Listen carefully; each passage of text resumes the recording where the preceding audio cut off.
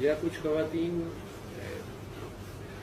بہت زیادہ ذکر اذکار کرتی ہیں، تو انہیں میں نے کئی بار پوچھنا پڑ جاتا ہے، ان کی حالتیں ایسی ہوتی ہیں، میں کہتے ہیں آپ نے پراپرٹی تو نہیں رکھی ہوئی، ڈاکٹر صاحب اس کا اس سے کیا تعلق ہے، مسلسل ناپاکی کی حالت میں گائنی کے لوگ میرے خلاف ہو گئے ان باتوں،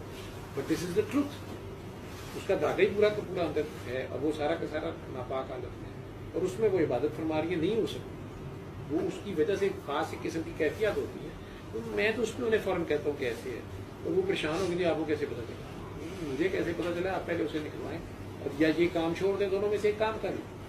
جب اپنے میاں صاحب سے کہیں وہ پریز کریں، ڈونٹ ڈو دس،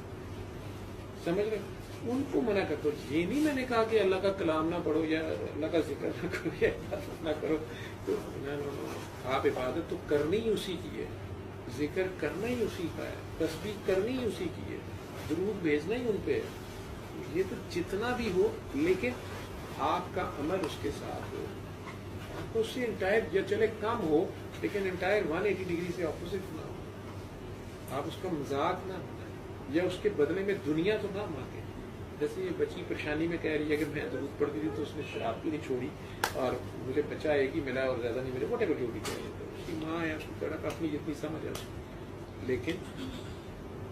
اب انہوں نے بات کر دی تو اب انہیں اس کی سمجھ آنی چاہیے، اس پہ سوچنے پہ مجبور ہونا پڑے گا، ٹھیک، ادروائز آپ کوئی بھی عبادت کر رہے ہیں، آپ نہ اللہ کے سر پہ احسان کریں نہ نبی کے سر پہ احسان کریں، اور یہ آپ کو خیال ہی گزر گیا سب کچھ ختم ہو گیا اور الٹا آپ اس میں پھنس گئے، اس میں سے نکال رہا ہوتا ہے۔ لوگ یہ بھی کہتے ہیں کہ اگر میں کسی چیز سے ٹھیک ہوں تو میں سورہ رحمان تو جب وہ ٹھیک ہو گیا تب اسے کیوں سورہ رحمان سنانی ہے؟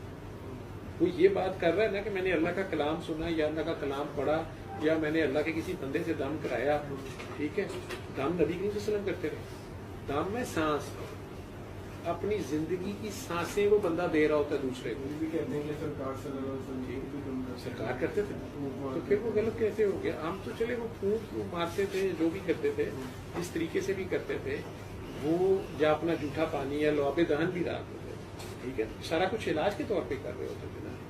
وہ اس میں کوئی حکمت تو ہے نا صرف، ٹھیک، اسی طرح اگر کوئی کر رہا ہے اللہ کا بندہ وہ غلط نہیں ہے اور اس سے شفا کسی کی ہوگی دیٹ سے آپ اسے یہ ضد تھوڑی لگائیں کہ نہیں تم نے یہ نہیں کرنا، اب یہ کرنا،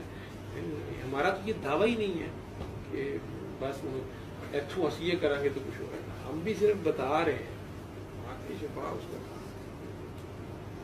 ٹھیک ہے۔ ہاں جی، آپ کا کیا سوال ہے؟ سر میرا سوال نہیں ہے لیکن ایک بات ہے جو میں آپ ڈسکشن کریں کہ عید کے دن اسلام آباد میں ایک لڑکی ہے نور، اس کو ایک لڑکے نے قتل کیا اور پھر اس کو